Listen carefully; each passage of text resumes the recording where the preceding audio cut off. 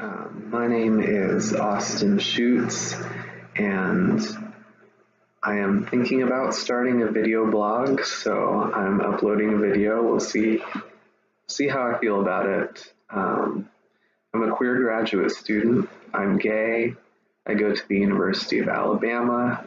I study international relations, and I kind of want to do this to talk about what it feels like to be queer in academia, because I haven't been able to find a whole lot that specifically talks about my field. So hopefully by doing this, maybe there will be some other people out there in international relations who want to talk about being queer or in political science generally. Because I feel like there's a lot of uncertainty about what that actually means for your career, because in a lot of places it might not mean anything negative for your career, but political science is a field that's sometimes so charged that I feel like it actually can have implications. In fact, I think that being in any identity group can probably have implications for your job prospects in political science. Just as a disclaimer, I am a second-year graduate student, and so I'm not actually on the job market yet.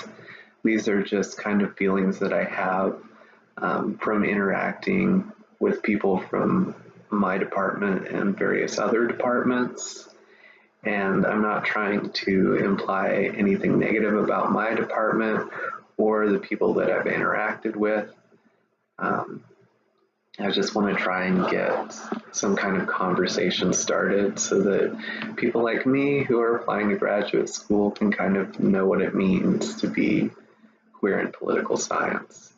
But maybe more importantly, I want to talk about being queer in Alabama.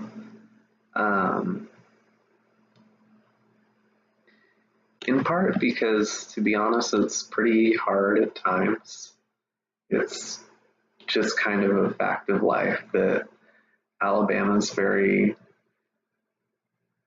socially conservative in the religious sense, and it pervades politics. Utah was also very socially conservative.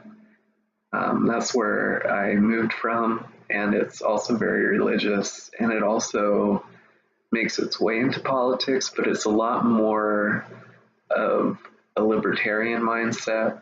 And so that means that there's a lot of distinctions between where I came from and where I'm at now. Just as an illustration, right before I moved here, Utah passed one of the nation's, I'm not going to say best non-discrimination ordinances, but one that you wouldn't expect to come from Utah.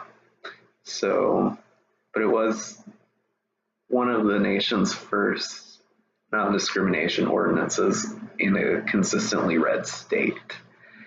And when I was moving to Alabama, the governor was under investigation for inappropriate relations with, I think, his secretary.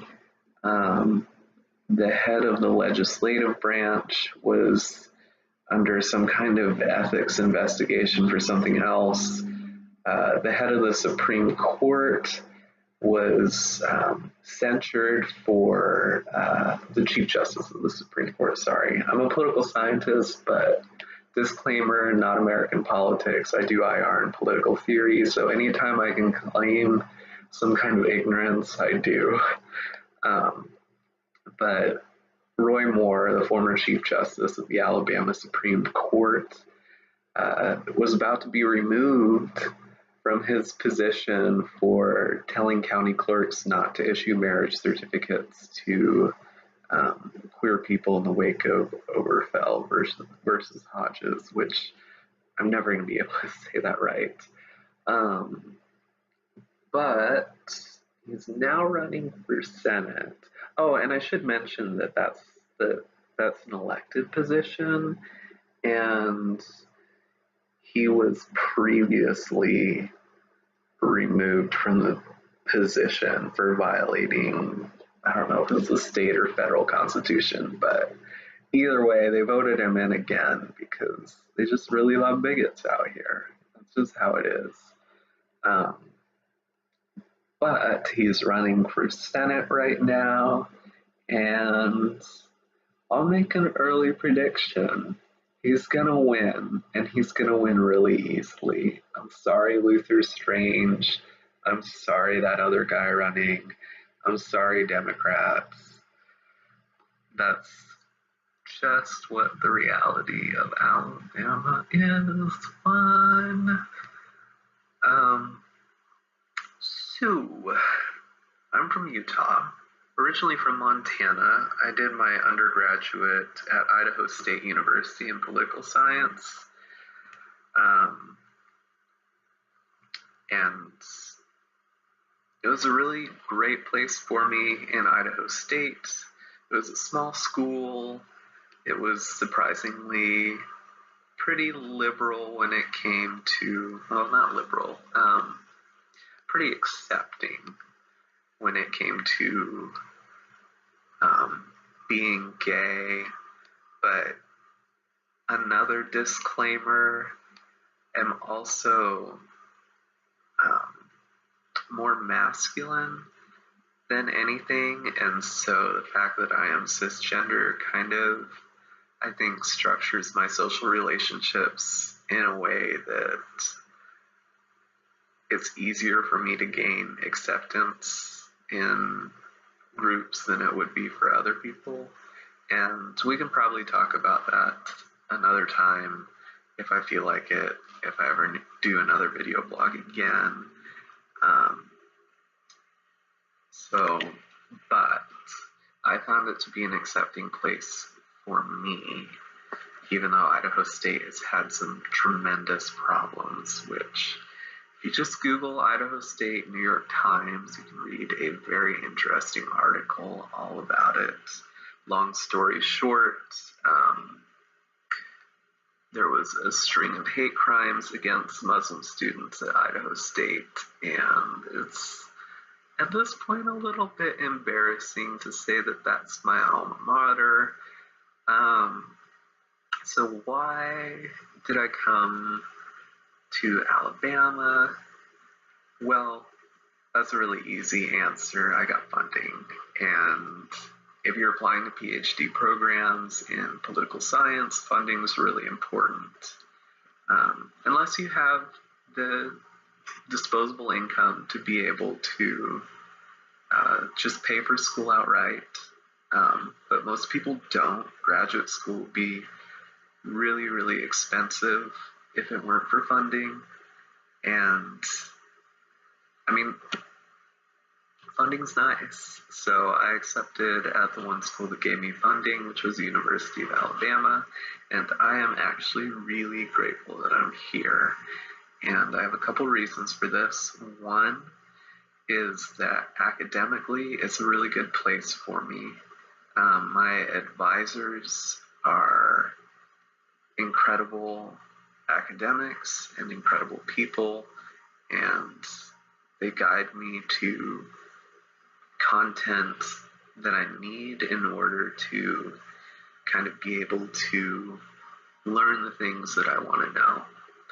And they have good instincts in terms of which direction to steer me in.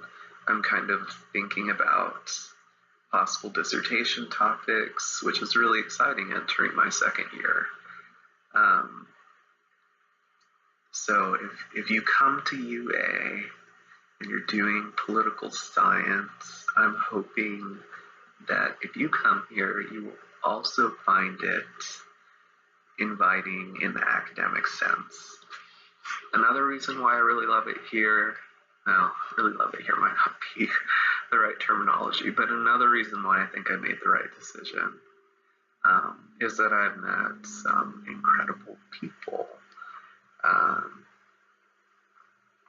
The graduate students in my department are great. There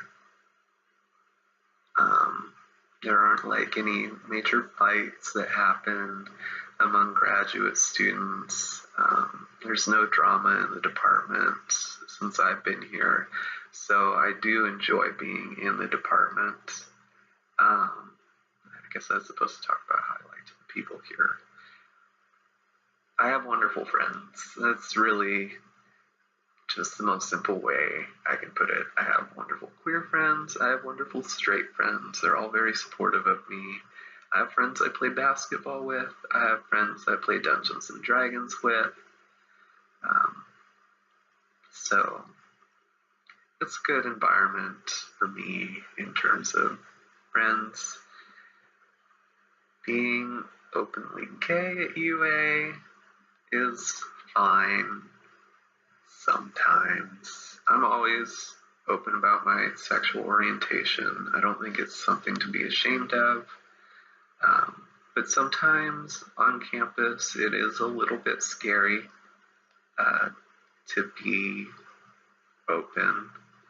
And it's definitely something that I've had to work on because I didn't come out until sophomore year of college, so I haven't been out all that long. It's been about 4 years now, and to be honest, I'm still kind of adjusting to this idea of what it's like to be out.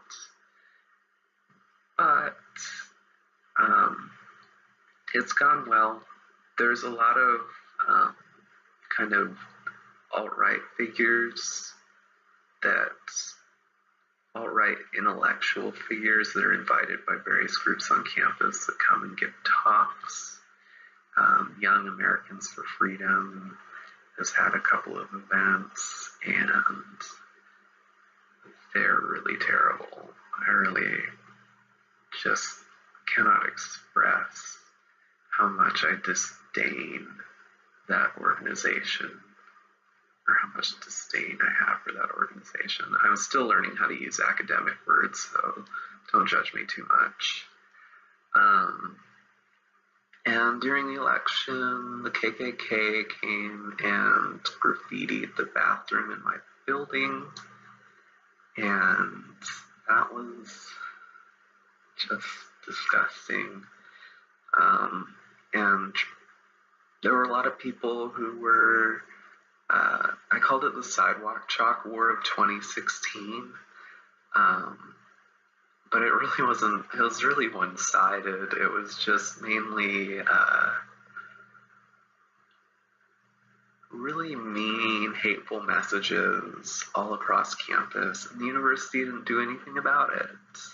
They didn't wash the chalk off. They didn't tell students, don't write horrible things all over campus. They didn't do anything about it. Milo Yiannopoulos came to campus. It was fucking awful. I hate Milo. I hate him with every fiber of my body. And despise that man.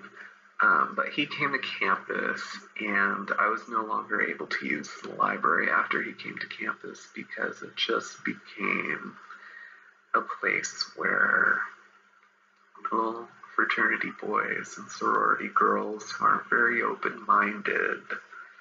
Well, let me rephrase that. Women in sororities, men in fraternities who aren't very open-minded found out that there are even queer people who would be supportive of hate speech against queer people. And so it was just a really hard time. So there's about 3 months where I quit using the library and just went to the Safe Zone Lounge. And to be honest, my first year here was really hard. I'm probably going to be going to counseling a little bit just to kind of sort things out, but I feel a lot better now. But the first year was really, really hard for me. But all of that being said, I am still glad I'm here. it's the right place for me academically. I study, if I were to try and put terms onto what I study right now, because it's a little bit hard as entering my second year, but I would say that I study alienation and anarchy in world politics and in political theory. And so,